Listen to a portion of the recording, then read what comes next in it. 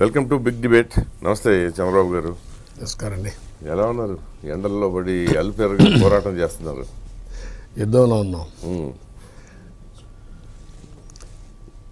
యుద్ధ ఫలితం ఎలా ఉండబోతుందని very clear. Rating on the wall. Okay, we're winning comfortably. అంటే మీ ప్రతిజ్ఞ నెరవేర్చుకుంటున్నారా?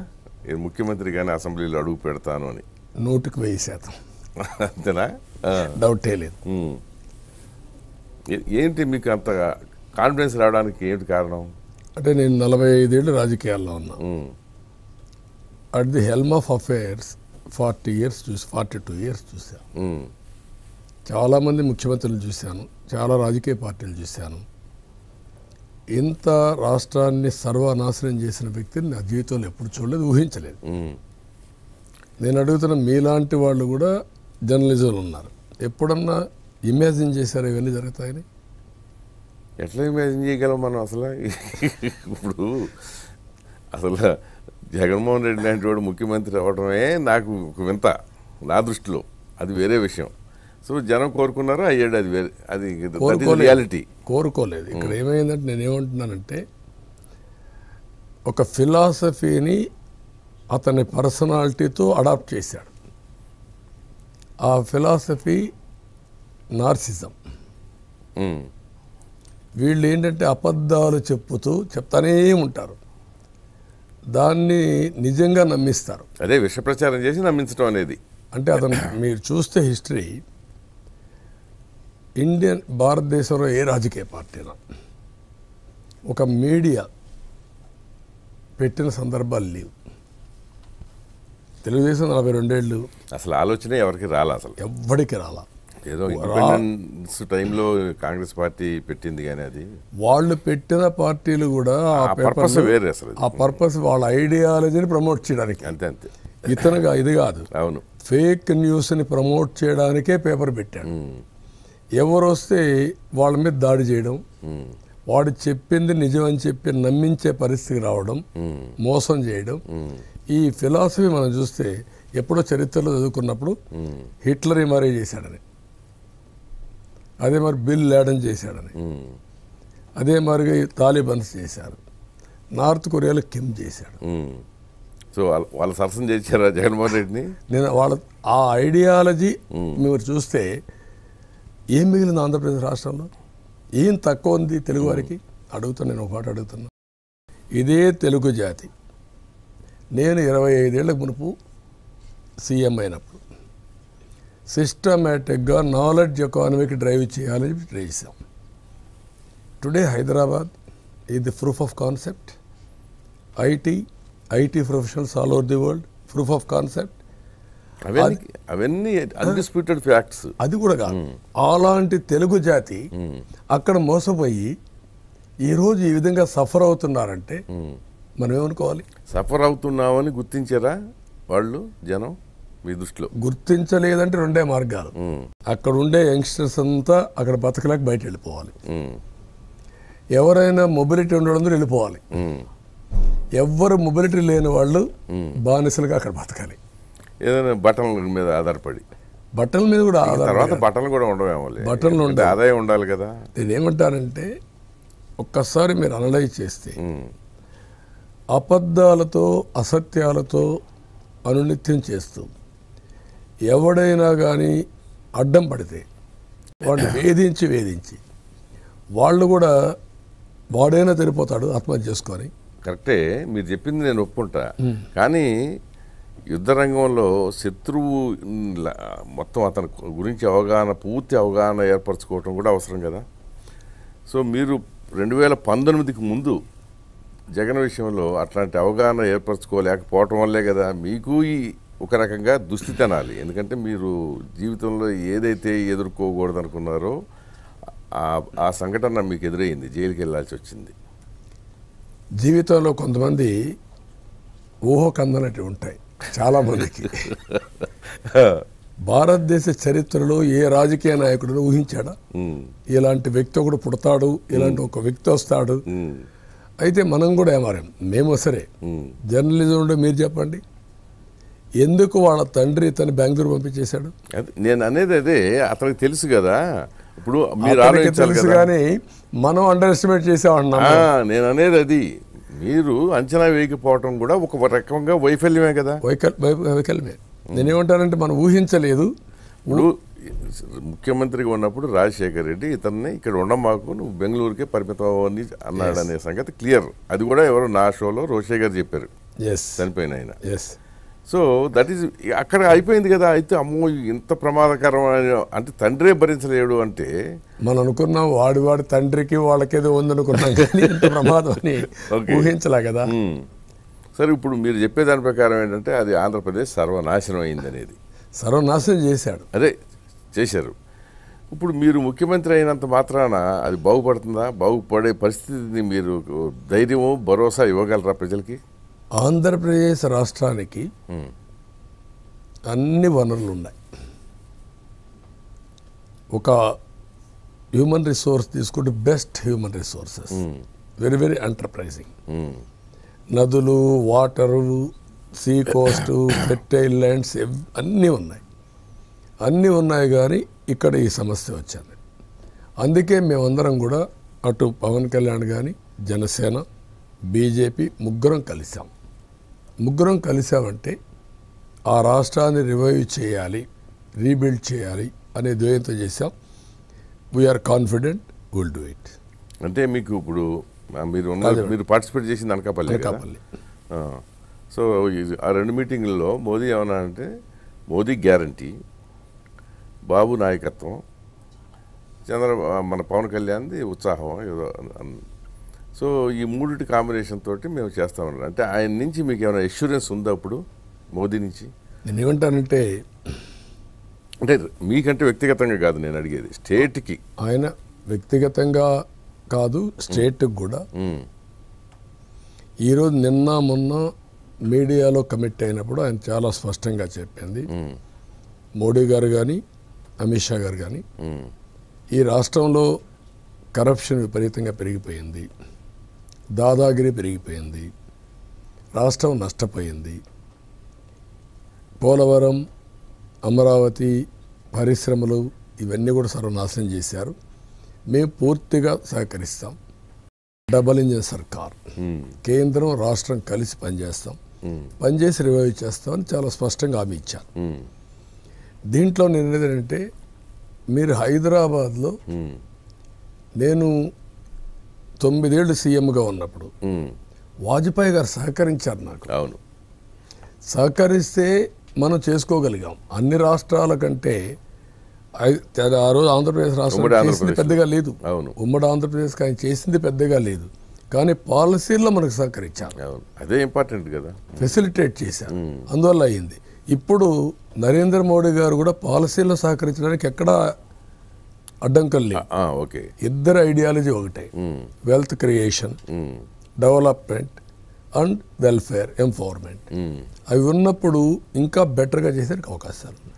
కానీ యాక్చువల్గా మొదటి పర్యాయం అంటే పొత్తు అనౌన్స్మెంట్ అయిన తర్వాత సిల్కూరుపేట వచ్చి అక్కడ మీటింగ్ అయింది కదా, ఆ మీటింగ్లో నరేంద్ర మోదీ బాడీ లాంగ్వేజ్ కానివ్వండి, ఆయన మూమెంట్స్ ఇవన్నీ స్పీచ్తో సహా, దాంతో పోలిస్తే 2 days బ్యాక్ దానికి చాలా డిఫరెన్స్ వచ్చింది.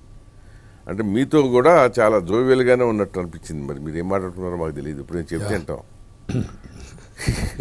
కొన్ని మీకు చెప్పకూడదండి. అంటే కొన్ని చెప్పగలిగినవి ఉంటే చెప్పండి పోనీ, లేదా మిగతా ఉంటే మీ చెవుల్లో పెట్టుకోండి. మాదేమేం చేస్తాం, మేము ఒత్తిడి చేయలేం కదా. అంటే ఇప్పుడు స్క్రీన్ మీద చూసినప్పుడు ఏమనిపించిందంటే మీరు కొంచెం చాలా ఫ్రెండ్లీగా మూవ్ అయినట్టు, అంతే కదా. ఇప్పుడు నేనంటే ఆయనకు అభిమానం కానీ ఆయనంటే నాకు గౌరవం కానీ ఎప్పుడూ ఉన్నాయి. ఒక ఇష్యూ బేస్డ్ మీద ఆ రోజు డ్రిఫ్ట్ అయ్యాం, ఇది యథార్థం, దాచిపెట్టేది ఏం లేదు. నాకు వ్యక్తిగతంగా ఆయన మీద ఏముంది, నేను కోరుకున్నట్టు ఏమున్నాయి, ప్రత్యేక హోదా రాలేదని నాకు కూడా కొంచెం ఆందోళన కలిగి, అంతముందు కాంగ్రెస్ పార్టీ కూడా దెబ్బతినింది బైఫర్కేషన్లో అని తొందరపడ్డాం. సరే అయిపోయింది. ఈరోజు ఆ రాష్ట్రం బైఫర్కేషన్ కంటే ఎక్కువ నష్టపరిచాడు జగన్మోహన్ రెడ్డి, ఈ జగన్.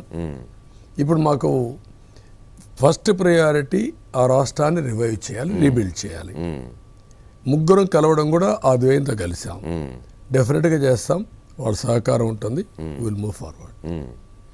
అంటే ఆయనకి నమ్మకం వచ్చింది. ఆయనకు కూడా ఏమన్నా ఆయన అంటే ఫీడ్బ్యాక్ ఇచ్చారా ఆంధ్రప్రదేశ్లో కూటమి అంటే ఇప్పుడు రాబోతోందని? మనం ఇచ్చే ఫీడ్బ్యాక్ ఒకటి, అన్ని రాజకీయ పార్టీలు అసెస్ చేస్తూ ఉంటాయి కదా, అదే అందుకనే ఉంది వాళ్ళు కూడా assessment క్లియర్గా ఏంటి? ఉంది. 100% తెలుగుదేశం గెలుస్తున్నాం, స్వీప్ చేస్తున్నాం అనేది ఎన్డీఏ. అదే ఎన్డీఏ గెలుస్తున్నాం అనేది స్పష్టం. బట్ జాతీయ స్థాయిలో ఎందుకో తెలియదు మరి 3 దశల్లో ఎన్నికలు అయిపోయాయి. ఈ 3 ఫేసుల్లో కూడా వీళ్ళకి అవసరమైనంత సొంతంగా బీజేపీకి ముఖ్యంగా రాదు మెజారిటీ అని ఒక బయట అంచనాలు. టాక్స్ ఏమైనా ఉండొచ్చు కానీ నాకు అనిపించేది దేశంలో ప్రత్యామ్నాయం లేదు. మోడీ గారి పైన నమ్మకం ఉంది. మూడోది అతను చేసిన విధానం కూడా ఈరోజు దేశం ముందుకు పోయే పరిస్థితి. ఉదాహరణకు మనం గుర్తుపెట్టుకోవాల్సింది 10 years పరిపాలన. 10 years పరిపాలనలో ప్రపంచం మొత్తం భారతదేశానికి గుర్తింపు వచ్చింది. స్టేబుల్ సస్టైనబుల్ డెవలప్మెంట్ జరుగుతూ ఉంది. ప్రపంచం మొత్తం లీడర్షిప్ వ్యాక్యూమ్ ఉంది. మెయిన్ సమస్య అది. ప్రపంచంలోనే లీడర్షిప్ వ్యాక్యూమ్ వచ్చింది. భారతదేశం కాదు, ప్రపంచంలోనే లీడర్షిప్ వ్యాక్యూమ్ ఉంది.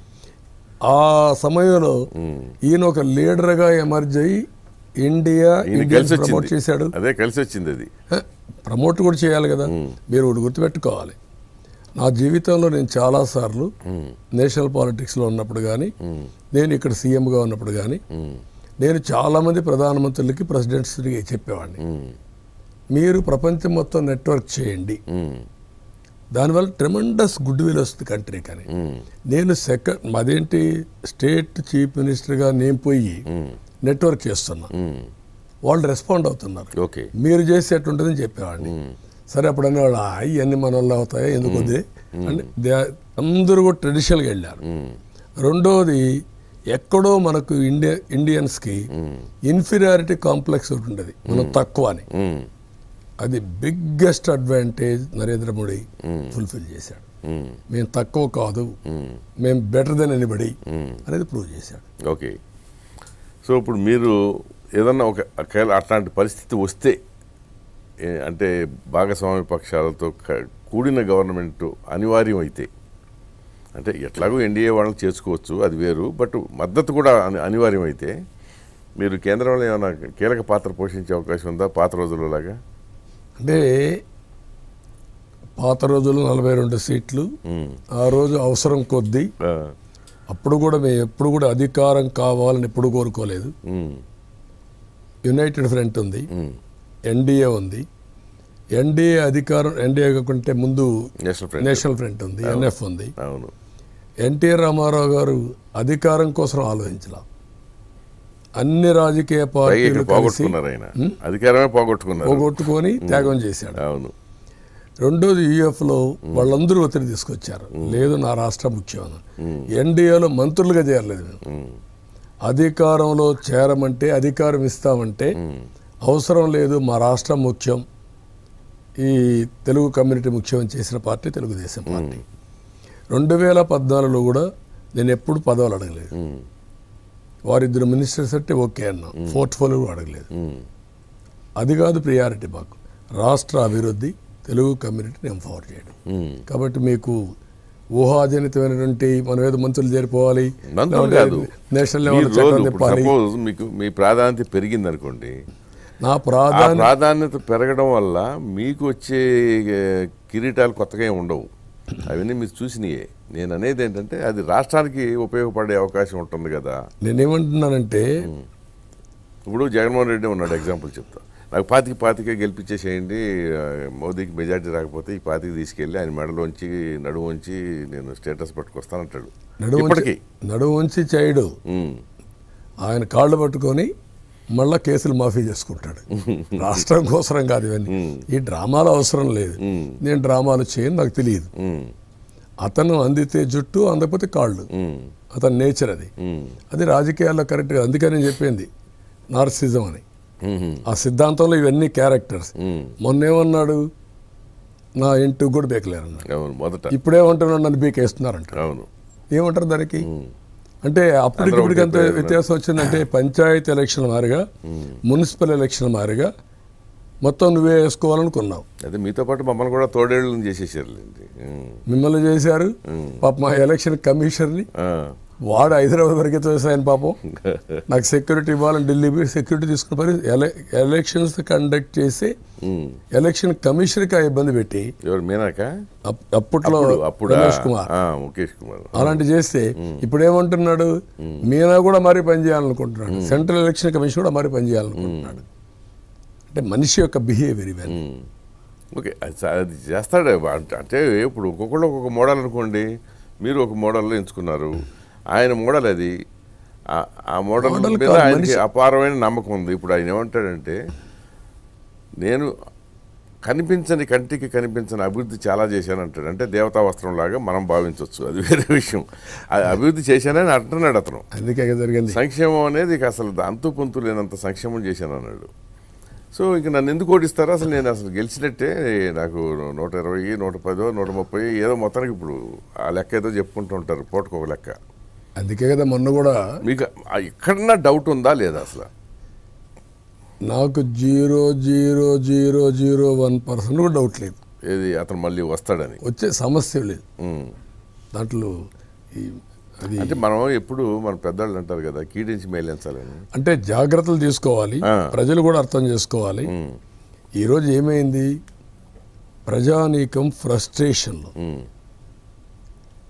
నో రిప్లేకపోయారు. ఒక్క ఎగ్జాంపుల్ ఎంప్లాయీస్ ఫ్రస్ట్రేషన్ కూడా కాదు, నిస్సాయిత భయానక వాతావరణం ఉంటే ఎప్పుడు నోరెప్పరు, ఎవరు ఎప్పలేరు, ఇప్పితే బతకలేరు. ఇప్పుడు ఏమైంది ఆంధ్రప్రదేశ్ రాష్ట్రంలో, కొంతమందిని హెరాస్ చేసి కడాన వాళ్ళని చంపేసే సందర్భాలు ఉన్నాయి. కొంతమంది ఇంకా ఏం చేయాలని ఊపిరాడక ఆత్మహత్యలు చేసుకుని భయంకరమైన ఆత్మహత్యలు చేసుకునే సందర్భాలు ఉన్నాయి. ఆ ఎవిడెన్స్ అని నేను పోవడం లేదు. ఇప్పుడు అబ్దుల్ సలాం కావచ్చు, సుధాకర్ కావచ్చు, చాలా ఇన్సిడెంట్స్ వచ్చాయి. అలాంటి సందర్భాల్లో ఎన్జిఓస్ కూడా నా 45 సంవత్సరాలు నా రాజకీయ జీవితంలో ఎన్జిఓస్ని చూసేవాడిని. ఏ చీఫ్ మినిస్టర్ అయినా గట్టిగా నిలదీసేది ఎన్జిఓస్ డిమాండ్స్ కోసం. అలాంటి ఎన్జిఓస్ ఈ 5 ఏళ్లలో ఎవడు నోరే అయిపోయే పరిస్థితి లేరు. ఏంటి మీకు గుర్తుంది కదా, ఎన్టీఆర్ సీఎంగా ఉన్నప్పుడు ఆయన కొట్టబోయారు కదా, ఆయన టేబుల్ మీద ఎక్కి పూల కుండీలు ఆయన టేబుల్ మీద పగలగొట్టి అక్కడ జేబీ పట్నాయక్ని బిజు పట్నాయక్ని చొక్కా కూడా దింపేసేసారు. ఆయన స్టాల్ వర్డ్స్ ఆయన ఒరిస్సా చీఫ్ మినిస్టర్. ఆ రోజు ఎవరు సాహసం చేశారు, ఎవరు చేయలే.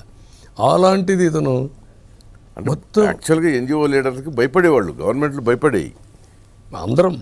అదే ఈవెన్ రాజశేఖర్ రెడ్డి కూడా భయపడే చేసేవాడు. అందరూ డెఫినెట్గా అందరూ నేను అనేది.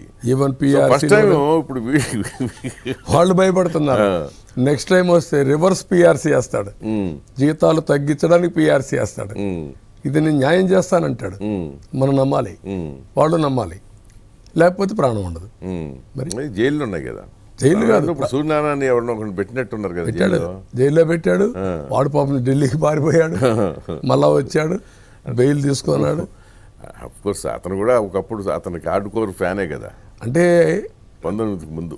అంటే మీకు ఆ ఫిలాసఫీని నమ్ముతారు, నమ్మినప్పుడు కొంతమంది సర్వే మాయ గమ్మేస్తుంది, అది నిజం అనుకుంటారు, భ్రాంతిలో ఉంటారు. భ్రాంతి తొలిగే కొంది వాళ్ళకి తెలిసిపోతుంది, అప్పుడు నిస్సహాయ స్థితికి వస్తారు, తప్పించుకోలేరు. కానీ ఇప్పుడు ఆ చట్టంలో ఇతను చేసిన దానివల్ల మీరు కానీ ఇంకొకళ్ళు కానీ ఎవరైనా సరే భవిష్యత్తులో కానీ వ్యవస్థ మొత్తం నిస్సహాయ స్థితిలోకి వెళ్ళిపోయింది. ఎట్లా అంటే ఇప్పుడు అతను ఈ బటన్లో ఈ పిచ్చిగోలతోటి ఏదో డబ్బులు పనిచేయటం మొదలుపెట్టాడు. అది ఒక అంటే దాని నుంచి వెనక్కి రాలేని పరిస్థితి వచ్చేసింది రాజకీయ పార్టీలకి. చెప్తా, దానికంటే ఇంక ఎక్కువ ఏంటి, ఇప్పుడు ప్రజలకి ఏమవుతుందంటే ఒక స్కీము ఒకసారి ఇచ్చిన తర్వాత 1 ఏడాది తర్వాత అది హక్కుగా భావిస్తారు వాళ్ళు, ఇక ఉంటుంది. ఇంకేంటి నెక్స్ట్ ఏంటి అంటారు. ఈ నెక్స్ట్ అనంతంగా తయారవుతుంది. ఇప్పుడు మీరు అంటే ఎంతో తెలియదు మొత్తానికి, వాళ్ళ లెక్క ప్రకారం ఏంటంటే 1,00,000 పైన 1,60,000 కోట్లు ఎంతో అవుతాయి, మీ హామీలు ఎన్ని అమలు అవ్వాలన్నీ చెప్తున్నారు. మీరు కూడా ఏంటంటే చాలా ఉదారంగా రాష్ట్ర ఆర్థిక పరిస్థితికి పొంతం లేకుండా హామీలు ఇచ్చి అదే మీ మేనిఫెస్టో ఉమ్మడి మేనిఫెస్టోలో ఇచ్చారు. అసలు అది అట్లా సాధ్యమా? 50 ఏళ్లకి రిటైర్మెంట్, అది పెన్షన్ ఏంటి, ఇవన్నీ ఏంటంటే దీనివల్ల సో డెఫినెట్గా అది మంచి అయితే చేయదు కదా. నేను ఒకటి చెప్తాను మీకు, ఒక public policy most powerful tool. ఈరోజు నేను సీఎం అయిన తర్వాత నేను తీసుకున్న నిర్ణయాలు డబ్బులు కాదు, డబ్బులు, wealth creation, revenue generation, sustainability, futuristic మీరు ఒకసారి ఆలోచిస్తే ఈ నిర్ణయాలు బ్రహ్మాండంగా పనిచేశాయి. ఆ రోజు డబ్బులు లేక కాదు, వెల్ఫేర్ ఇవ్వక కాదు, ఇచ్చాం. కానీ మీరన్నట్టు ఇప్పుడు వెల్ఫేర్ పెరిగింది, దానికి కారణం కూడా వెల్త్ కూడా పెరిగింది. వెల్త్ పెరగటం ఎట్లా అండి? నాకు అప్పుడు అప్పు చేసి వెల్ఫేర్ చేయటం ఏంటండి? అదే నేను చెప్పేది, ఇక్కడ జరిగింది వేరే మోడల్. కొన్ని రాష్ట్రాల్లో సస్టైనబుల్ డెవలప్మెంట్ ఉన్నాయి, ఆంధ్రప్రదేశ్లో లేదు. ఇక్కడ ఏమైందంటే వెల్త్ని డిస్ట్రాయ్ చేసి డెవలప్మెంట్ ఆపేసి వెల్ఫేర్ ఇచ్చుకుంటా పోయాడు కాబట్టి ఇప్పుడు ప్రాబ్లమాటిక్ అయింది. కానీ రెండు బ్యాలెన్స్ చేస్తే అది కూడా లాజికల్గా ఎంపవర్మెంట్ వైపు తీసుకెళ్ళాలి. ఉదాహరణ నేను ఏమంటున్నా అంటే, మీరు కూడా విట్నెస్ చేశారు, రిఫార్మ్ రాకమునపు ఎక్కడ పెద్ద ప్రాజెక్టులు ఉన్నాయి? తెలుగు గంగ ప్రారంభించాం, అందరినేవో ప్రారంభించాం. ఎప్పుడు అది ఏసీలు గంగ ఎంత 20 కోట్లు 30 కోట్లు 30 కోట్లు పెట్టాడు. అవును, ఇప్పుడు ఎంత 30,000 కోట్లు మాట్లాడుతాను. అవును, ఆ స్కేల్ పెరిగింది. పైగా దాంట్లో తమిళనాడు ఆట. ఇప్పుడు స్కేల్ పెరిగింది. ఒక వాజ్పేయి గారు ప్రధానమంత్రిగా ఉన్నప్పుడు నేను ఆయన దగ్గరికి వెళ్ళి డీరెగ్యులేషన్ ఆఫ్ టెలికమ్యూనికేషన్ సెక్టర్ చేయాలండి అన్నాను. నువ్వు సరిగా మాట్లాడుతున్నావు, ఏదో మాట్లాడతావు, విఎస్ఎన్ఎల్ ఉంది, బిఎస్ఎన్ఎల్ ఉంది, పబ్లిక్ ఇష్యూ, అది ఎక్కడ డబ్బులు అన్నాడు. సరే ప్రపంచం అంతా చేశారు, మనం కూడా చేద్దాం, ప్రీమియం పే చేద్దాం. సరే నువ్వే రిపోర్ట్ ఇవ్వమని నేను రిపోర్ట్ ఇచ్చాను, యాక్సెప్ట్ చేశాడు. ఆ రోజు డబ్బులు లేరంటే 5 ఏళ్లలో స్కామ్ ఎంత? 3G 3 లక్షల కోట్లు అప్పట్లో మహాడాం. దాన్ని అదయింది. రోడ్లు వచ్చాయి.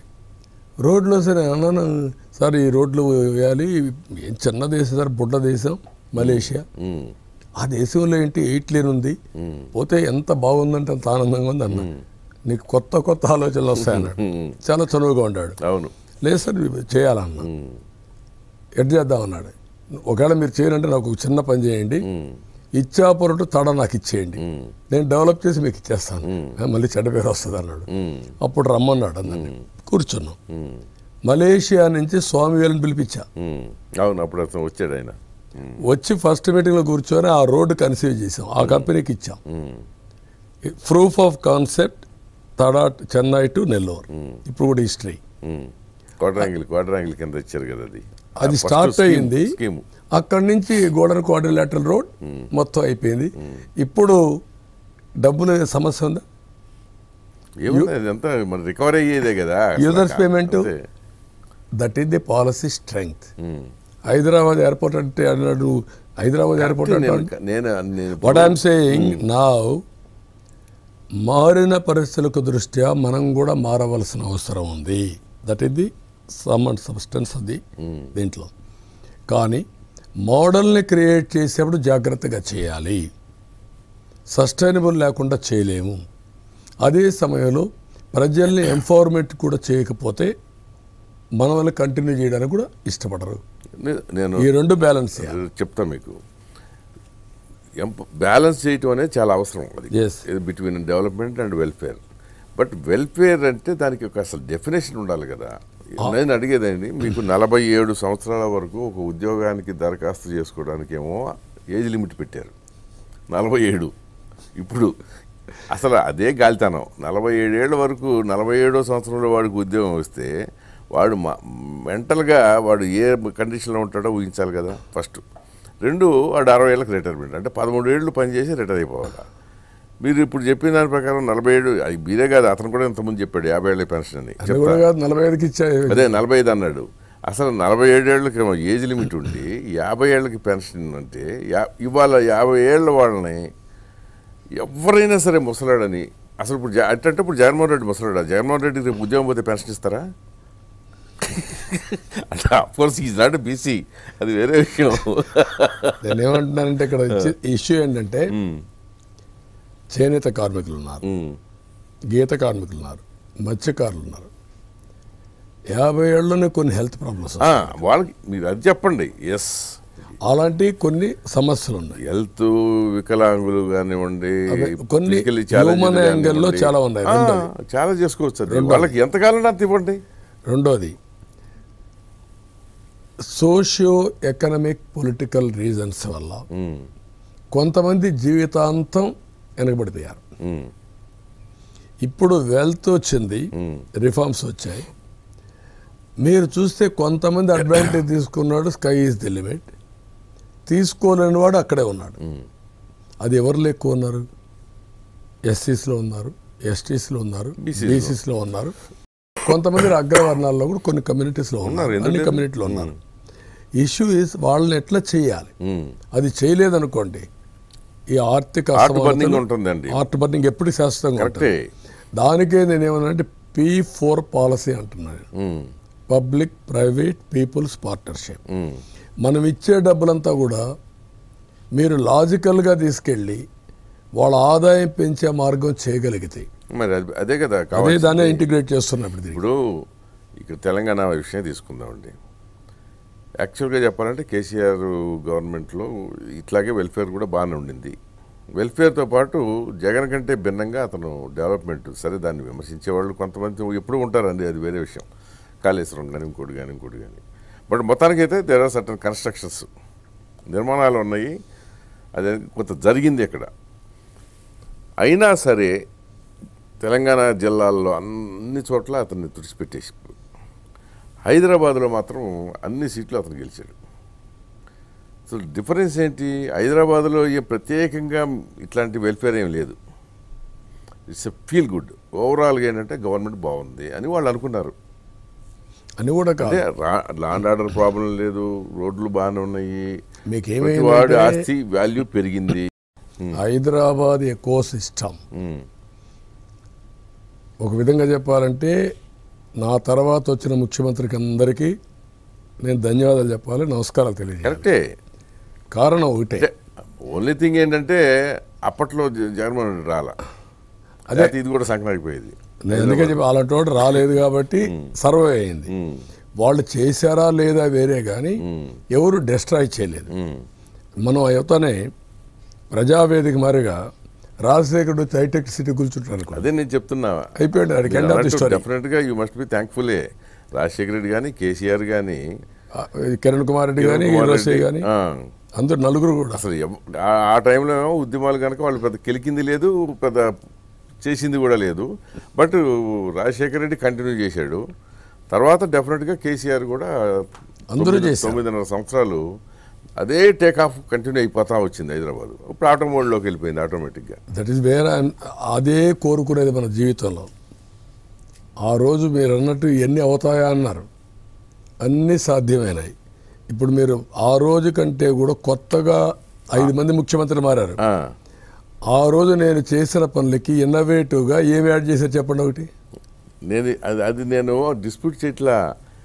డెఫినెట్గా మీరు ఏంటంటే అన్నీ ఇప్పుడు మీది ఎట్లా ఉంటుందంటే మీది సమస్య మీరు ఎక్కడో ఆలోచించుకుంటూ ముందుకెళ్తారండి. జనమేమో ఇక్కడ ఎక్కడో ఉంటారు. మీరు అదే విజన్తో వెళ్ళిపోతా ఉంటే నా వెనకాల ఉన్నాను అనుకుంటారు, కానీ వాళ్ళు అక్కడ కాసేపు చూశాక ఈయన ఏంటో వెళ్ళిపోతున్నాడు పాపం, జీవితంలో మనిషి కాదనుకుంటారు అని అనుకుంటారు. వాళ్ళతో ఇట్లా వెళ్ళండి కలిపి, అదే చేయాలి. అదే కొంతకాలం చేసాం, కొంతకాలం చేయలేదు, దానివల్ల కొంచెం ఇబ్బందులు వచ్చాయి. కానీ ఆ రోజు మనం చేసిన పని నేను జైల్లో ఉన్నప్పుడు జ్ఞాపకం పెట్టుకున్నారంటే యూ కెన్ ఇమాజిన్. అది మాత్రం మీరు మీ అదృష్టమే అది డెఫినెట్గా. అదే కదా మీరేమంటున్నారు, మీరు చేసిన దాని ఫలితం ఏంటని కొంతమంది ఆలోచిస్తున్నారు. అంటే ఆ రోజు రాలా, అంతే జీవితం. ఇప్పుడు హైదరాబాద్ జైల్లో చేసిన అభివృద్ధికి ఆ 2004 ఎన్నికల్లో మొత్తం ఓడిపోయింది, ఒక సీటు గెలిపించాల. డెవలప్మెంట్ జరిగిన సీట్ కూడా పోయింది ఖైరతాబాద్. అదే చేతుల ఖైరతాబాద్ పోయింది, జూబ్లీ హిల్స్ పోయింది, రెండు పోయింది. లేదు ఖైరతాబాద్ ఒకటి, ఖైరతాబాద్ అవ్వలేదు కదా, మారలేదు కదా ఇంకా అది, అన్ని పోయినాయి. ఇప్పుడు ఆఖరి కేబీఆర్ పార్క్ లో వాక్ చేసిన వాళ్ళు కూడా ఇలా హైటెక్ సిటీ పనిచేసే అది వేరే విషయం. కానీ ఇప్పుడు అంటే ఏదో కొంచెం లేటుగా గుర్తించినా కానీ మొత్తానికి ఏంటంటే మీకు కష్టం వచ్చినప్పుడు మాత్రం డెఫినెట్గా cutting across the region and caste water అందరూ కలిసి వచ్చారు. జీవితంలో దానికంటే ఏం కావాలి? మనం ఒక మనిషి ఆలోచించేది ఏంటి? మనల్ని గుర్తుపెట్టుకోవాలని. ఆ గుర్తుపెట్టుకునే పనులు శాశ్వతం. అది డెఫినెట్గా అదే ఇంపార్టెంట్. ఎందుకంటే ఎప్పటికీ పుట్టిన దగ్గర నుంచి చనిపోయేదాకా ఎప్పుడో చీఫ్ మినిస్టర్ గానో లేకపోతే ఇంకో దాంట్లోనో ఉండలేడు. ఒక పీరియడ్ ఉంటుంది, అది తెలుసుకుని ఆ పీరియడ్ వరకు మంచి చేసామనిపించుకుని వెళ్ళిపోతే దట్ ఈస్ ఎనఫ్ కదా ఎవరికైనా సరే. ఎంతవరకు వీలైతే అంతవరకు కాంట్రిబ్యూట్ చేయడం, అంతే మీరు చేయగలిగిందంతా చేస్తూనే అంతే. సో సరే, అందుకని ఏంటంటే మీరు ఇది కూడా బ్యాలెన్స్ చేసుకోండి అంటున్నా. ఇప్పుడు జీవితం అనేది ఒక అనుభవాలు వచ్చిన తర్వాత ఎక్స్పెన్సివ్ అనుభవాలు వచ్చాయి. ఎక్స్పెన్సివ్ కూడా కాదు, ఊహించిన అనుభవాలు వచ్చాయి. ఇప్పుడు కరెక్ట్గా కానీ చేసుంటే ఏంటి నా కోరిక, హైదరాబాద్ని అభివృద్ధి చేసాం, విభజన జరిగింది, సేమ్ అట్లాగే రాజధాని అక్కడ, ఈ హైదరాబాద్ ఫలితాలు తెలంగాణ అనుభవిస్తారు, లెట్ దెమ్ డూ ఇట్. మనం అక్కడ అదే మాదిరిగా అమరావతిని, పోలవరాన్ని ఇండస్ట్రియలైజేషన్ చేసి రెండు రాష్ట్రాలు, తెలుగు రాష్ట్రాలు 1, 2లో వెళ్ళాలి అనేది కోరుకుంటేది. దానికోసం చేశాం. సరే, వాళ్ళని అర్థం చేసుకోలేదా, నేను చెప్పలేకపోయాను, రెండు జరిగాయి. దానివల్ల ఇబ్బంది పడ్డాం. 50% పాపులేషన్ సఫర్ అవుతున్నారు. నా బాధ్యత ఏంటి?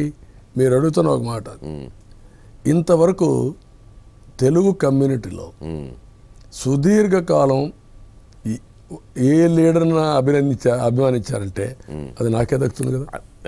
అది మాత్రం మొన్నటి సంఘటన తర్వాత మాత్రం అది అన్డిస్ప్యూటెడ్. దానికంటే నాకేం కావాలి? అంటే మీరు చెప్పింది అభిమానం, సుదీర్ఘకాలం ఆదరించడం. అదే నేను చెప్పేది, సుదీర్ఘకాలం తర్వాత కష్టం ఉన్నప్పుడు అండగా నిలవడం. సో అది తలుచుకుంటూ కూడా మీరు హాయిగా నిద్రపోవచ్చు. ఇక హాయిగా కాంట్రిబ్యూట్ చేస్తాను. నా జీవితంలో చివరి ఊపిరినంత వరకు తెలుగు కమ్యూనిటీ నెంబర్ 1 కమ్యూనిటీ ప్రపంచం అంతా రాణించాలి. నెంబర్ 1. నెంబర్ 2, పేదరికం లేని తెలుగు వాళ్ళని చేయాలి. 0 poverty in Telugu states and Telugu community. They should rule. అన్ని రంగాల్లోనూ అన్ని రంగాల్లో వాళ్ళే ఉండాలి. పేదరికం ఎవడు సఫర్ కావడు. కానీ ఇప్పుడు ఇందాకన్నారే జనం కష్టాల్లో ఉన్నప్పుడు వచ్చారనేది, మీకు ఆ జైల్లో ఉన్నప్పుడు అసలు మీకు ఫస్ట్ వెళ్ళినప్పుడు అడుగు పెట్టిన క్షణం ఏమనిపించిందండి అసలు మీకు?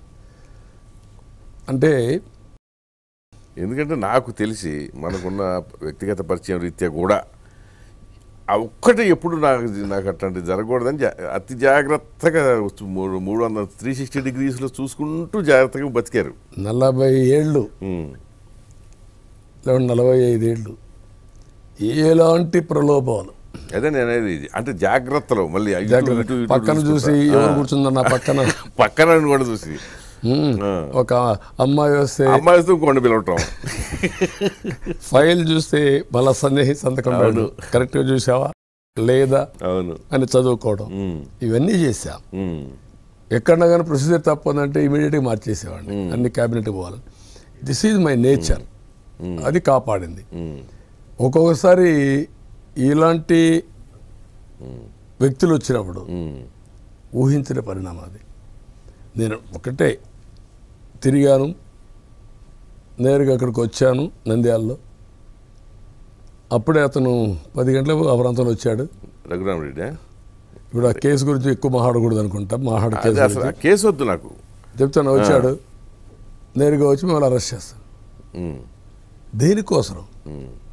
రే, నేను కూడా ఒక డిగ్నిఫైడ్ సిటిజన్ని, నాకు కూడా సమాజంలో ఒక స్టేటస్ ఉంది, నువ్వు అరెస్ట్ చేస్తావు. దేనికోసం అరెస్ట్ చేస్తావు చెప్పాలి కదా.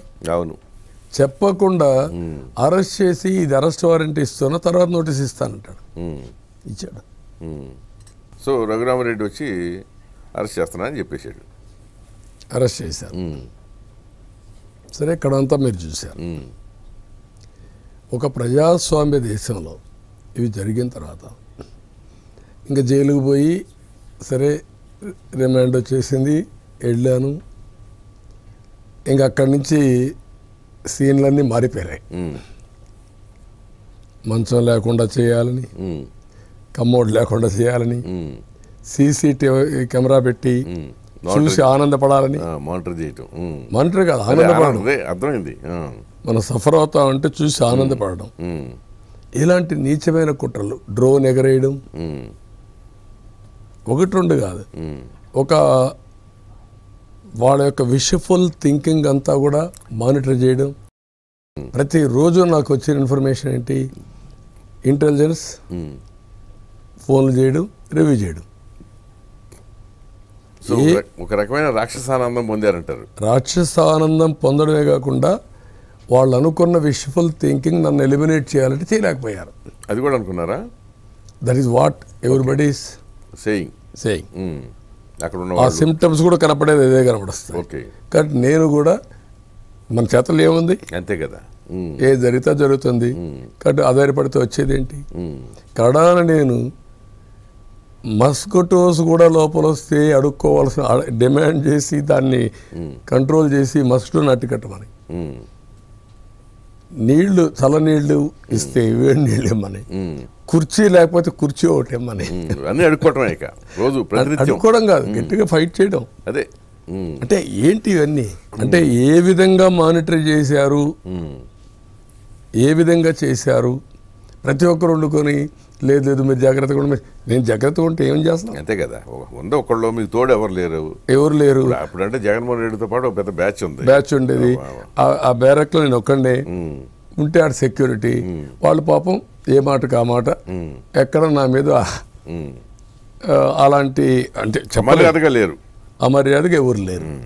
కానీ భయం ఉంది. భయం అంటే ఇన్ ది సెన్స్ అభిమానం కానీ డ్యూటీ కానీ, కానీ ప్రెషర్ ఉంది.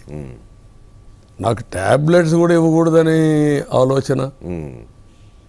నాకు ఇవన్నీ వస్తే రిపోర్ట్ ఇచ్చిన రిపోర్ట్ తారుమారు చేయడం. హెల్త్ రిపోర్ట్ ఏమంటుందండి, వాళ్ళు రిపోర్ట్ ఇచ్చాడు. అవును. నాకేమన్నారు, నా కన్నుకు ఇదే ఆపరేషన్ చేసుకున్నాను, రెండో కన్నుకు ఆపరేషన్ చేసుకోవాలి, ఆ టైం ఉంది. అది ఆ డాక్టర్ వచ్చి టెస్ట్ చేశాడు, చేసి ఆపరేషన్ చేసుకోవాలి. సాయంత్రానికి రిపోర్ట్ని మార్పించారు. ఏమని? ఆపరేషన్ చేసుకున్న దాన్ని ఎప్పుడైనా చేసుకోవచ్చని, మళ్ళీ తొందర లేదని. అదే అంటే ఏమనాలి దీన్ని? అడుగడుగున వాళ్ళ ఉద్దేశం అల్టిమేట్గా ఏం చేయాలో తెలియదు, కానీ సిమ్టమ్స్ అయితే ఇవన్నీ. విషప్రయోగం చేస్తారు కొంతమంది. అది సందేహాలు వస్తే అన్నీ వస్తాయి కదా. ఆ నుంచి ఫుడ్ కూడా పంపిస్తే కోర్టులకు పెట్టడం, దాన్ని టెస్ట్ చేయమనడం. ముందు జైలర్ మీరు టెస్ట్ చేసి నువ్వు తిని అప్పుడు ఇవ్వాలి. ఇంట్లో నుంచి వచ్చిన ఫుడ్ కూడా నువ్వు టెస్ట్ చేయాలి. This are all experiences. కానీ దానివల్ల మీలో వచ్చిన మార్పు ఏంటి అసలు? మార్పు కంటే మీరు గుర్తుపెట్టుకోవాల్సింది ఏంటంటే, చేయని తప్పుకి శిక్ష అనుభవించడం. అదే అందుకనే అది వచ్చినప్పుడు నేను తప్పు చేయలేదని ప్రజలు నమ్మడం. ఓకే, అదొక భాగం, ఇదొక భాగం. మూడో భాగం ఎన్ని అయిన తర్వాత 53 రోజులు నేను జైల్లో ఉంటే ఏ నాయకుడి కోసం పోరాడని విధంగా పోరాడడం. నాట్ ఓన్లీ ఇండియా, నాకు తెలియని దేశాల్లో ఫైట్ చేయడం. ఇది వినూత్నమైనటువంటి అనుభవం, అభిమానం. దీని మీద నా కమిట్మెంట్ ఏంటి? ఇలాంటివి ఇంకొకరికి జరగకూడదు. రాజకీయాలు, ఇలాంటి ఉన్మాద రాజకీయాలు కానీ, దౌర్జన్య రాజకీయాలు కానీ, నేరపూరిత రాజకీయాలు కానీ జరగకూడదు. దాన్ని ప్రక్షాళన చేయడం ఒక యాంగిల్. రెండోది, ఇంత నమ్ముకున్న ప్రజానీకాన్ని నేను మళ్ళా ఎంపవర్ చేయడం రెండో మార్గం. అదేమో మీరు విశాల దృక్పథంతో ఆలోచించినట్టు ఉంటుంది. కానీ ఇప్పుడు ఆంధ్రప్రదేశ్లో గత 5 సంవత్సరాలుగా జరిగిన సంఘటనలు, పరిణామాలు, ఆ ప్రభుత్వ ధోరణులు, వీటన్నిటితోటి పిల్లల్ని పలకరించినా కానీ పగ పగ పగ పగ అన్నట్టుగా తయారైపోయారు. ఇటు అటు అటు వాళ్ళు ఇప్పుడు ఆధిపత్యంలో ఉన్నారు కనుక వాళ్ళ చేతుల్లో చాలామంది అన్ని రకాలుగా నష్టపోయిన వాళ్ళు ఉన్నారు, దెబ్బలు తిన్న వాళ్ళు ఉన్నారు, మీలాగానే అకారణంగా జైలుకి వెళ్ళిన వాళ్ళు ఉన్నారు, రఘురామకృష్ణరాజు లాంటి వాళ్ళు చావు దెబ్బలు తిన్నారు, ఎంపీ అయ్యి ఉండి కూడా. వీళ్ళు ఎవరు కూడా అంత ఈజీగా శాంతిస్తారని నేను అనుకోను. అంటే రెండు ఉన్నాయి. పొద్దున మీరు చెప్పండి. నా రాజకీయ జీవితంలో పబ్లిక్ గుడ్ కోసం, ప్రజాహితం కోసం చాలా కఠినమైన నిర్ణయాలు తీసుకున్నాను. ముఠాలు మా వాళ్ళు కూడా కంట్రోల్ చేసేసారు. కమ్యూనల్ వైలెన్స్ ఓట్లుగా నిర్దాక్షిణ్యంగా అణిచివేశారు. తీవ్రవాద సమస్య బహుశా అదే అనుకుంటా వైసీకి మీ మీద అప్పటి నుంచి కోపమా? అసదుద్దీన్ వైసీకి ఏమో మరి. ఎందుకంటే మీకు తప్ప ఎవరికైనా ఓటేయండి అంటాడు ఆయన. అది ఎప్పుడు ఎలక్షన్ చేసి చెప్తా అంటాడు. అదే అంటున్నా, విచిత్రమైన వ్యక్తి. అప్పటిదేదో ఉన్నట్టుంది ఉమ్మడి రాష్ట్రంలో. అంటే వాళ్ళ ఎవ్వరి ఆటల్ని సాగనలేదు కదా, ఐరన్ హ్యాండ్తో పోయాను కదా. ఓవరాల్ ఇంట్రెస్ట్ అది సొసైటీకి వెళ్ళాను. ఓకే, పీస్ కోసం, ప్రాస్పరిటీ కోసం. సరే, తీవ్రవాదులు కూడా నా మీద క్లెయిమోర్ మైన్స్ బ్లాస్ట్ చేశారు, అయ్యింది. ఇప్పుడు పొలిటికల్ రౌడీయిజం, నేరాలు చేసే రాజకీయాల ముసుగులో నేరాలు చేసేవాళ్ళు, ఇది ప్రమాదం. దాన్ని టోటల్గా సో వాళ్ళ తాట తీస్తారు. ఏం చేస్తానో చూస్తారు మీరు. అంటే మీ స్నేహితుడు పవన్ కళ్యాణ్ మాట్లాడితే తాట తీస్తా ఉంటాడు కదా, అదే చెప్తాను. ఏం చేస్తారో చూడబోతున్నారు అంతేనా? స్క్రీన్ మీద చూడాల్సిందే. జూన్ 4 తర్వాత జూన్ 4 తర్వాత చూస్తారు. అంటే ఇప్పుడు సపోజ్ రఘు ఉన్నాడు అనుకోండి, ఇప్పుడు ఎమ్మెల్యేగా పోటీ చేస్తున్నాడు. అతను ఖచ్చితంగా తను కొట్టిన వాళ్ళ అధికారుల మీద చర్య తీసుకోవాలనుకుంటాడు ఏదో రూపంలో, ఏదో అంటే అతనికి అది అతను దహిస్తూ ఉంటుంది కదా. ఇప్పుడు అంటే నేను ఏమంటానంటే 2 ఆస్పెక్ట్స్. ఒకటి, ప్రజలకు జరిగిన అన్యాయం. ఈ ప్రాసెస్లో సోషల్ యాక్టివిస్ట్ కావచ్చు, ప్రజల్లో విక్టిమ్స్ కావచ్చు, చాలా మంది ఉన్నారు పాపం. ప్రజల్లో విక్టిమ్స్ కావచ్చు, సోషల్ యాక్టివిస్ట్ కావచ్చు, పాలిటీషియన్స్ కావచ్చు, మీడియా కావచ్చు, చాలామంది బాధితులు ఉన్నారు. ఈ రెండు కూడా బ్యాలెన్స్ చేసి మళ్ళా పునరావృతం కాకుండా చేయాలి తప్ప ఒక వ్యక్తి ప్రయోజనాల కోసమే మనం పోతే ప్రాబ్లం. వ్యక్తి గురించి కాదు, వ్యవస్థ. ఇప్పుడు that is what I am saying. ఆంధ్రప్రదేశ్లో బ్యూరోక్రసీ దాని ప్రమాణాలు అధపాతాలకు వెళ్ళిపోయాయి.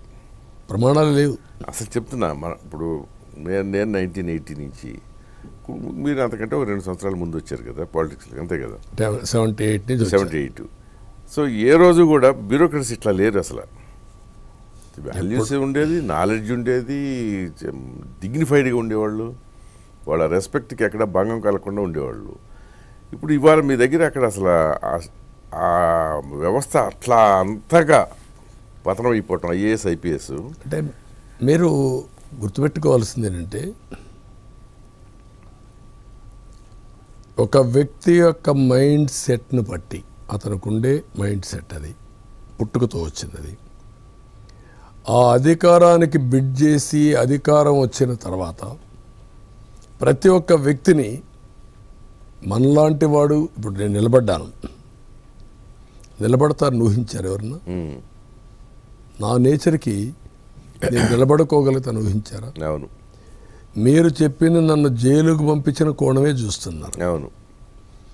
5 సంవత్సరాలు ఎక్కడన్నా పీస్ఫుల్గా నిద్రపోగలిగావా? అవును, అవును, అదే నేను అనేది కరెక్ట్. ఇల్లు కూడా వెకేట్ చేయించడానికి, కూలగొడడానికి ఎవ్రీడే. ఇంటి పైన నేను ఎన్ఎస్జి ప్రొటెక్ట్గా ఉండి ఇంటి పైన డ్రోన్స్ ఎగరేయడం, తర్వాత నన్ను వెకేట్ చేయమని ఇది ఇల్లీగల్ హౌస్ అని చెప్పడం. లీగల్గా వాడు కట్టుకున్న ఇల్లు వీళ్ళు వస్తే ఇల్లీగల్ అయిపోయింది. వీళ్ళు చెప్తే ఇల్లీగల్ అంటే ఇల్లీగల్. ఇంకా నువ్వు వెకేట్ చేయాలంటే వెకేట్ చేయాల్సిందే. అలాంటి దౌర్జన్యాల్లో ఇంకా మనం కంటి నిండా ఏ రోజు నిద్రపోలేదు. ఇంకా రాత్రిలో మేలుకున్న జాగారం చేసిన రోజులు ఉన్నాయి. ఎందుకు? ఎవడో అరెస్ట్ చేశారు, ఇంకా వాడిని వదులుకోలేను, ఇంకా అతన్ని తీసుకురా వచ్చే వరకు కాపాడడానికి ముందు చంపకుండా కాపాడాలి, అవును, టార్చర్ చేయకుండా కాపాడాలి, కొట్టకుండా కాపాడాలి. అక్కడి నుంచి వాడు జైలుకి పోతే మళ్ళా తీసుకురావాలి, జైల్లో చంపకుండా చూడాలి. మీరు ఒక రకంగా అదృష్టవంతులు, మిమ్మల్ని కొట్ల అదే చెప్తారా ఇవన్నీ. ఇది రాజమండ్రి తీసుకెళ్తూ మధ్యలో వాళ్ళు చేసిన పనులు అయ్యే కదా చాలా మంది. నా స్టేచర్ అడ్డం వచ్చింది, అదే స్టేజ్ భయం కూడా వచ్చింది, భయం ఉంటుంది. నేను కూడా ధైర్యంగా ఉండడం కూడా భయం ఉంది, గంభీరంగా ఉండడం. నేను కూడా గట్టిగా ఉండే కొందకి వాళ్ళు ఎంత ప్రెషర్ పెట్టినా వీళ్ళు నా దగ్గరకు వచ్చి సల్కింగ్కి వచ్చారు భయపడి, ఆ రెసిస్టెన్స్ లో. అదర్వైజ్ ఆడేవాళ్ళు. అదే నేను ఎందుకన్నానంటే ఆఫీసర్లది ప్రభుత్వ అధికారులు కూడా కొంతమంది ఉన్మాదుల్లాగా మారిపోయారు అసలు. ఇప్పుడు రేపు పొద్దున మీరు ఒకవేళ అధికారంలోకి వచ్చినా వీళ్ళతోటే కదా పని చేయించాలి. ఒక ఎగ్జాంపుల్ చెప్పంటారా?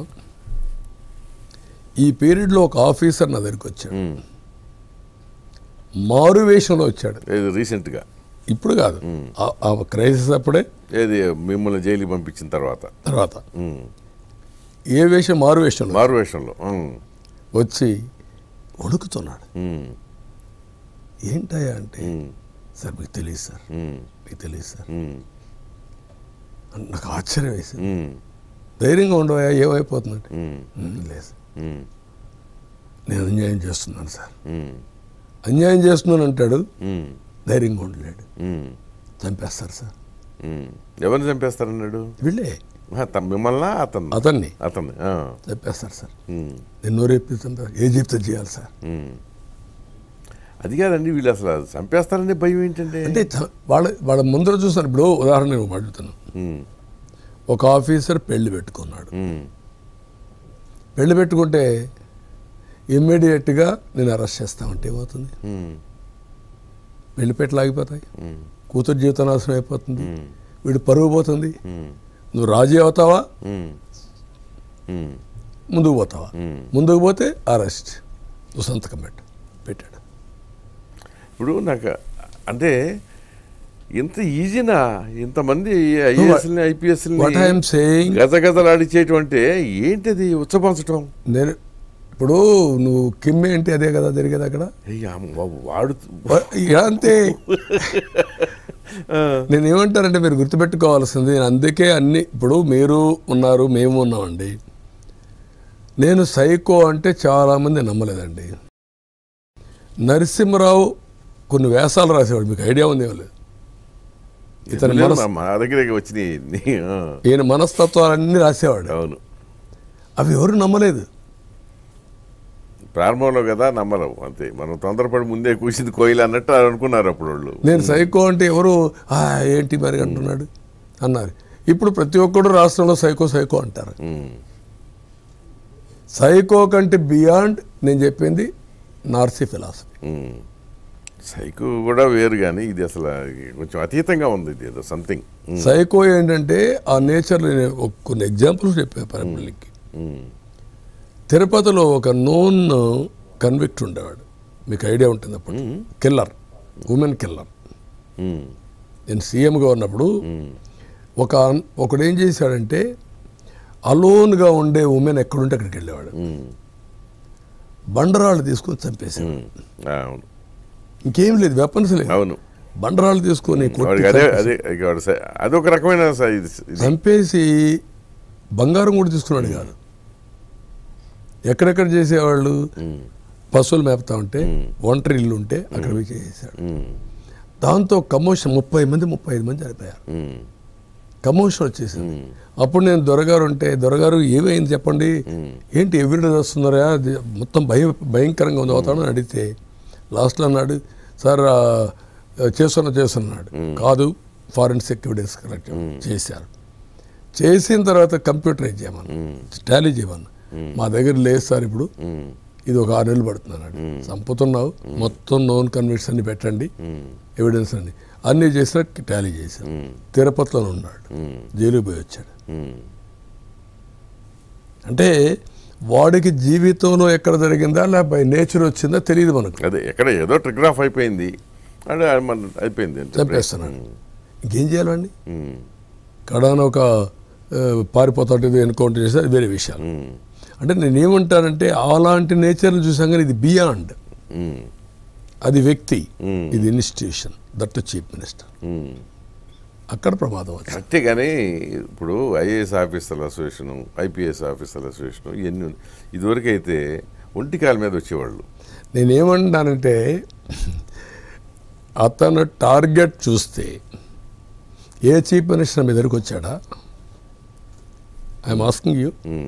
ఏ చీఫ్ మినిస్టర్ అయినా రామోజీ దగ్గరికి పోయాడా? మీడియా దగ్గరికి వచ్చారా? వీళ్ళు మాట్లాడుతున్నారు. మీరు జియో నెంబర్ 1 ఏదో తీసుకొచ్చి 1 కాదు 4 అది 2430. రాజశేఖర రెడ్డి సీఎంగా ఉన్నాడు, మీడియా మీద ఆంక్షలు పెట్టాడు. నేను అపోజిషన్ లీడర్ని, నేరుగా అసెంబ్లీకి వెళ్ళాను.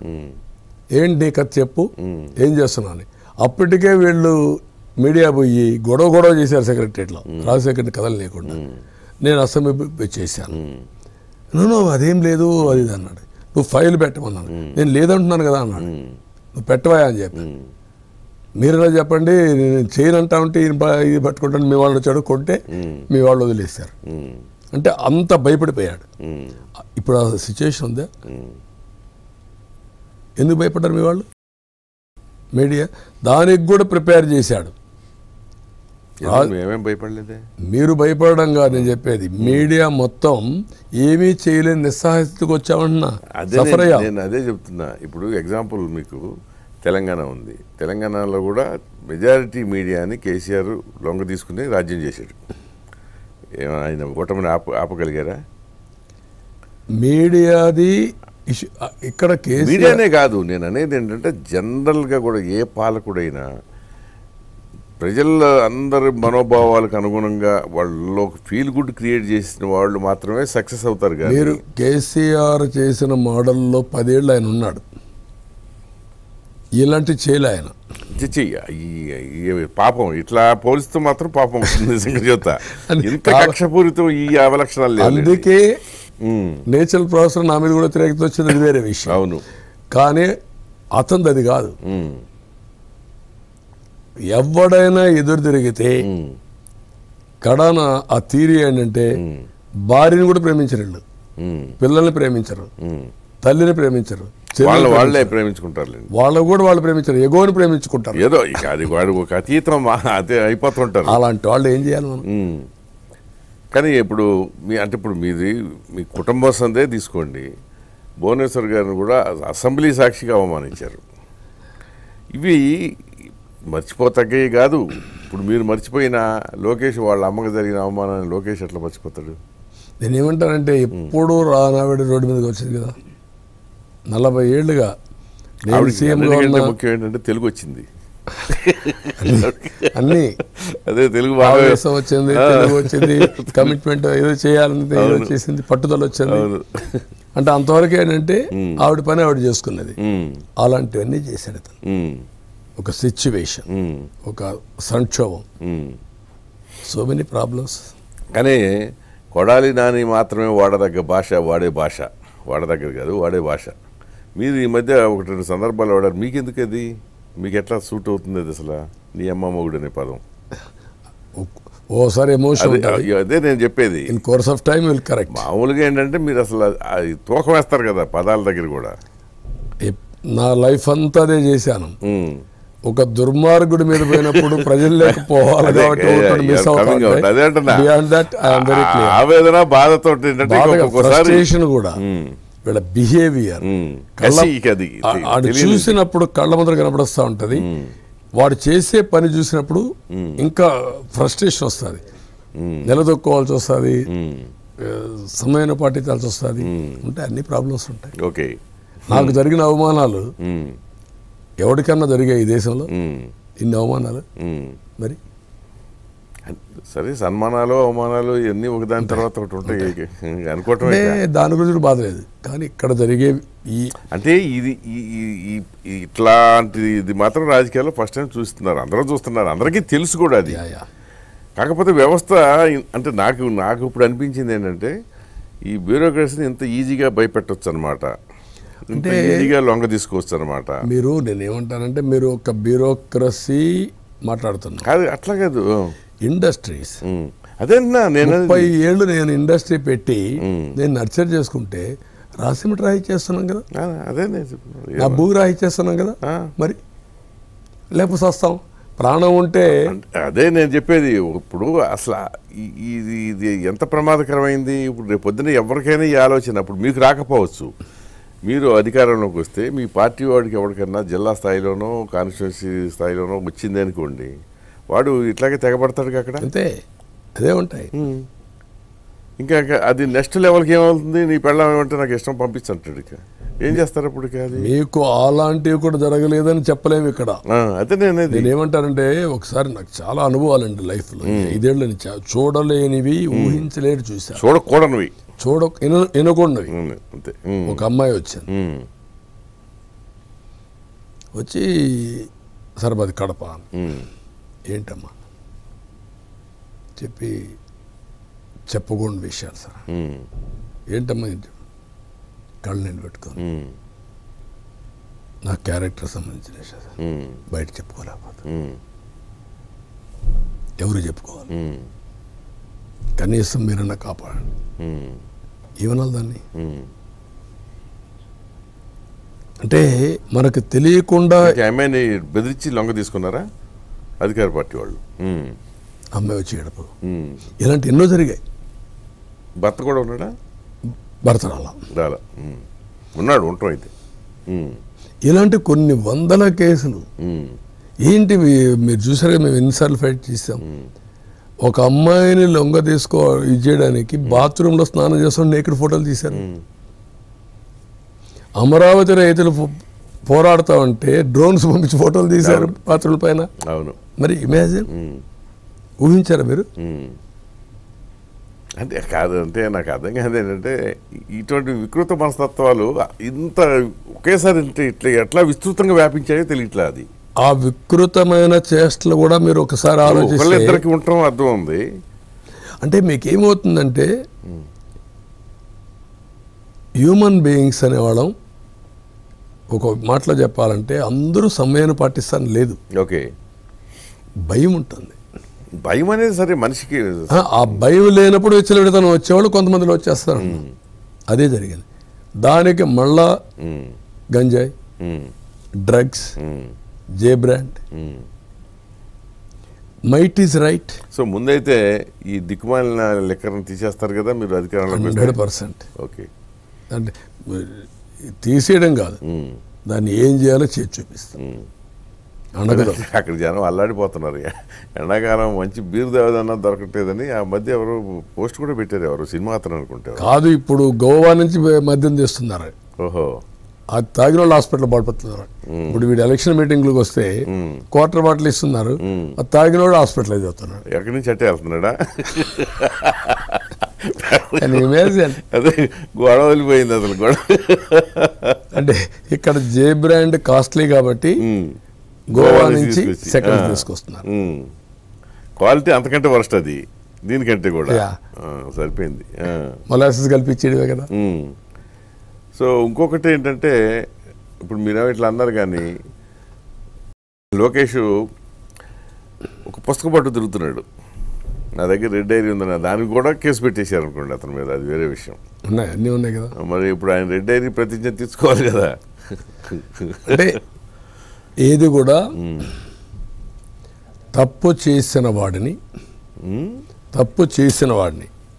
ఎవరైతే తప్పులు చేశారో తప్పులు చేసిన వాళ్ళని వదిలిపెట్టడం కరెక్ట్ కాదు.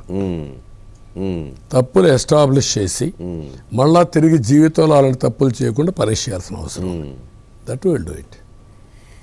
ఓకే, అట్లా ఆ రూపంలో ఇప్పుడు మీకు ఇక్కడ సమస్య ఏమిటంటే, ఇప్పుడు ప్రస్తుతానికి ప్రయాణం బాగానే ఉంది ఎన్డీఏ కూటమిగా.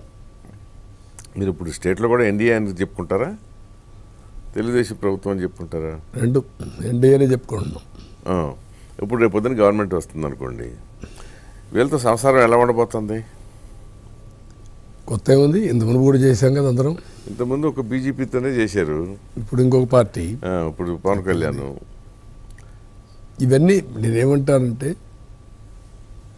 ఒక కామన్ గోల్ ఉన్నప్పుడు, ఒక ఐడియాలజీ పెట్టుకొని ముందుకు పోయినప్పుడు ఎక్కడికక్కడ అందరం కలిసి ఆలోచించి ముందుకు పోవడం తప్ప, అదే మరి ఒకరినొకరు గౌరవించుకోవడం, కామన్ గుడ్ కోసం అందరు కలిసి ఆకాంక్షలు ఎక్కువ ఉంటాయి కదా. ఇప్పుడు ఏమవుతుందంటే, ఇప్పుడు సపోజ్ తెలుగుదేశం అయినా జనసేనలో అయినా టికెట్ల పంచాయతీలు కొన్ని జరిగాయి కదా ఈ సీట్ అడ్జస్ట్మెంట్ వల్ల, అలిగేస్తారు, ఆ ఎమోషన్లో వెళ్ళిపోతూ ఉంటారు. ఉంటాయి. ఎంతమందిని వీలైతే అంతమందిని అకామిడేట్ చేయడం జెన్యూన్గా. ఇప్పుడు నేషనల్ లెవెల్లో ఉంది, ఎన్డీఏ ఉంది, సేమ్ థింగ్. వాళ్ళు కూడా కోయలేషన్లో పెట్టుకున్నారు, పెట్టుకున్నప్పుడు అక్కడ ఉంటుంది. కానీ చిన్న చిన్న ప్రాబ్లమ్స్ లేకుండా ఉండవు, దాన్ని ఎట్లా ఓవర్కమ్ కావాలో చేసుకుంటా పోవడం. Will do that. So you are confident conflict ఉండదని. కాన్ఫ్లిక్ట్ ఉండకూడదు. ఓవరాల్ ఇంట్రెస్ట్ ప్రజల కోసం. కాన్ఫ్లిక్ట్ని అంటే హ్యూమన్ బీయింగ్స్ అనే వాళ్ళకి సమస్యలు లేకుండా ఉండవు, ఎగోలు లేకుండా. సరే, మీకేంటంటే కొంచెం అవన్నీ మేనేజబుల్గా ఉండాలి, ఓపిక కూడా ఉంటుంది, రీజనబుల్గా ఉండాలి, మేనేజబుల్గా కబుర్లు చెప్పి ఏదో సర్దుబాటు చేసుకుంటే పోవాల్సిందే కదా. పోతా ఉంటే సంసారం తప్పదే కదా. పార్టీలోనే ఉంటాయి, బయటనే ఉంటాయి, ఎక్కడైనా ఉంటాయి. అంటే కరెక్టే, కానీ దాని ఎఫెక్టు ప్రభుత్వ పనితీరు మీద పడకుండా ఉండాలి కదా. పడితే ఇంతవరకు నా లైఫ్లో ఎప్పుడూ లేవు కదా. 14 ఏళ్ళు సీఎంగా పనిచేసినప్పుడు చూశారు, అప్పుడు లేవు. అట్లని కాదు, ఇప్పుడు సపోజ్ గవర్నమెంట్ నేను కోయిలేషన్ రన్ చేయాలనుకున్నప్పుడు కూడా అక్కడ వేరు ఢిల్లీ. ఇక్కడికి వచ్చేటప్పటికి సపోజ్ మీరు ఒక ప్రతిపాదన చేస్తారు, మీ భాగస్వామి ఇంకో ఆ ప్రతిపాదన కరెక్ట్ కాదు, ఇది చేయండి అన్నారు అనుకోండి, అట్లా దగ్గర అలాంటివి కామన్ గుడ్ కోసం మనకుండే ఫ్లెక్సిబిలిటీ, మనకుండే రిసోర్సెస్ అవన్నీ బ్యాలెన్స్ చేసుకుని చేయాలి. ప్రతి ఒక్కరికి ఒక ఆలోచన ఉంటుంది, అన్నీ చేయలేం కదా. ఈవెన్ పార్టీ వాళ్ళు కూడా ప్రతి ఒక్క ఎమ్మెల్యేకి యాస్పిరేషన్స్ ఉంటాయి, అదే ఎంపీకి కూడా యాస్పిరేషన్స్ ఉంటాయి. అన్నీ చేసేయాలని చూస్తారు, అన్నీ చేసేది డబ్బులు కావాలి కదా. అవును, రిసోర్సెస్ కూడా కలవాలి కదా మనకు, అవన్నీ ఉంటాయి.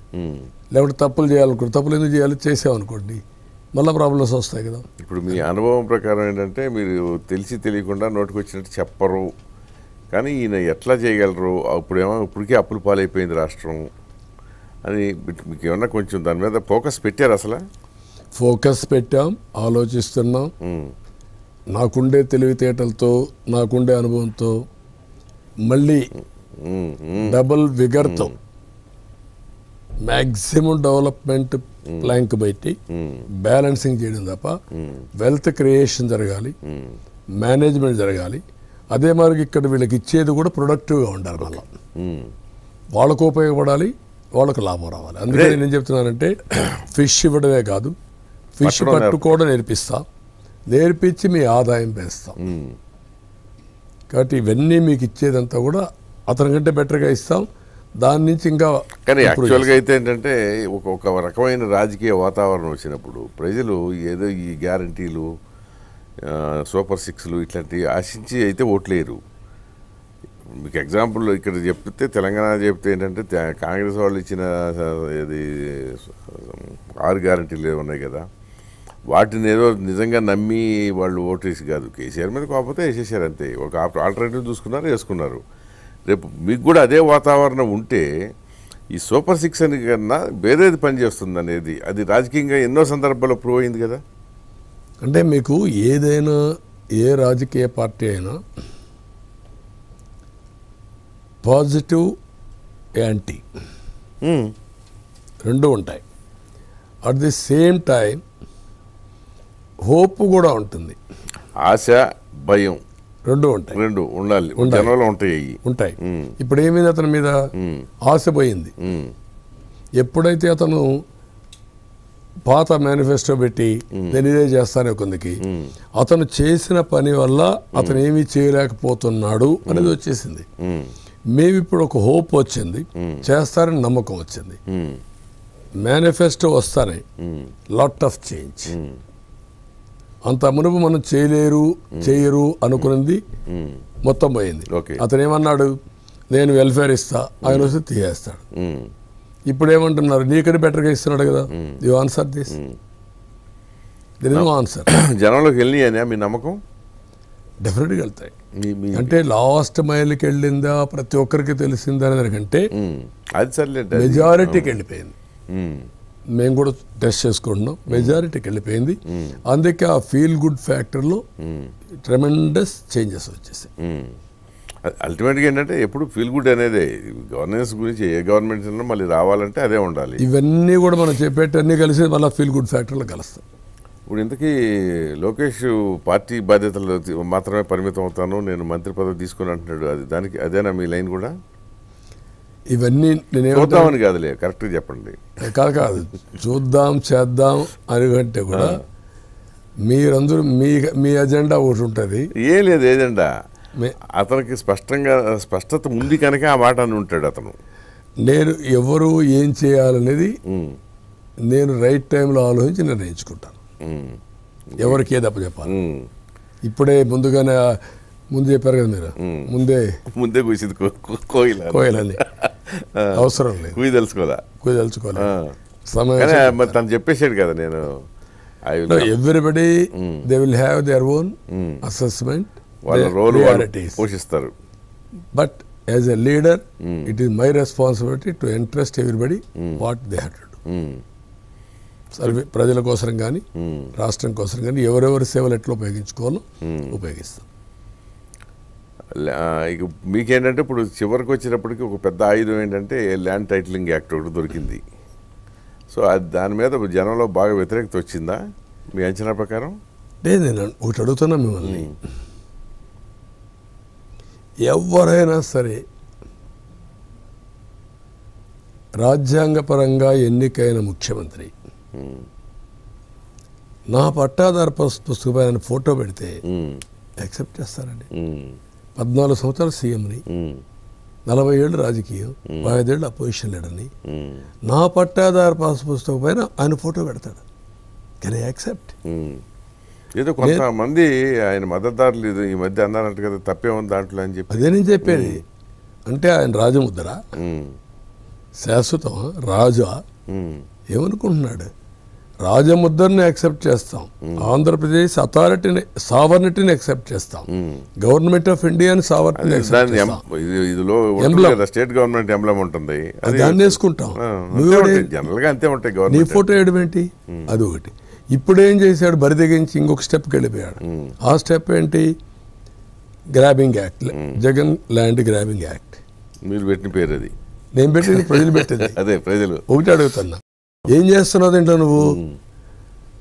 ఎవడో క్రూషియల్ రివర్ కంపెనీ ఇది పెట్టాడు, క్రిటికల్ రివర్ ఐటీ కంపెనీ. వాడు ఎక్కడ ఉంటాడు? బే ఏరియాలో ఉంటాడు. అక్కడ మన రికార్డ్స్ పెడుతున్నాడు అతని ఈడి బినామీ. ఆ కంపెనీలో ఉంటాయి. కంపెనీలో ఉండి రెండోది రేపటి నుంచి డాక్యుమెంట్స్ ఇవ్వాలంటాడు, రిజిస్ట్రేషన్ చేస్తే ఒరిజినల్స్ ఇవ్వడంట, డూప్లికేట్ ఇస్తా అంటాం, జిరాక్స్ కాపీ. ఎన్ని వరకు వస్తాయి? Number 1. Number 2, land titling officer ఒకటి పెడుతున్నాడు. అవును, అది వాడెవడు? ఇప్పుండేది ఎంఆర్ఓ, వేరే ఉంటాడు. వాడు నామినేట్ చేసిన వాడు ప్రైవేట్ వ్యక్తులుగా ఎవరైనా కావచ్చు, కాంట్రాక్ట్ ఎంప్లాయీ లాగా వాడు మనిషి పెడతాడు అంతే. ఇప్పుడు వాలంటీర్ పెట్టాడు కదా, అమారి పెడతాడు. పెట్టి నీ భూమి నా భూమి రెగ్యులేట్ చేస్తారు. ఒకసారి నా భూమి ఎవరో ఒక పిటిషన్ పెట్టి అది నాదే అన్నారు అనుకోండి, డిస్ప్యూట్ రెడ్రెస్కి వెళ్ళిపోతుంది. నేను రిజిస్ట్రేషన్ లేదు, సెటిల్ చేసుకుందాం అవుట్ సైడ్ అంటారు. ఇప్పటికే అయిపోయినాయి.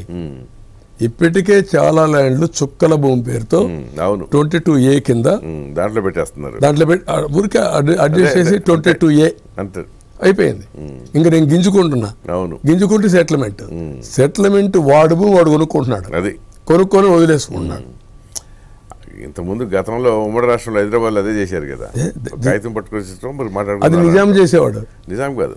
వీళ్ళు కూడా అంటే నిజాం ఏం చేశారంటే, హైదరాబాద్లో నేను అప్పుడు బన్వర్లాల్ ఉండేవాడు, 2004 తర్వాత బన్వర్లాల్ కలెక్టర్ ఉండేవాడు. నేను పెట్టా. అవును, పెట్టి ఏం చేసేవాడు? ఎక్కడ పోయినా this land belongs to government board పెట్టేసేవాడు. Any trespass will be punished severely అని పెట్టించాడు.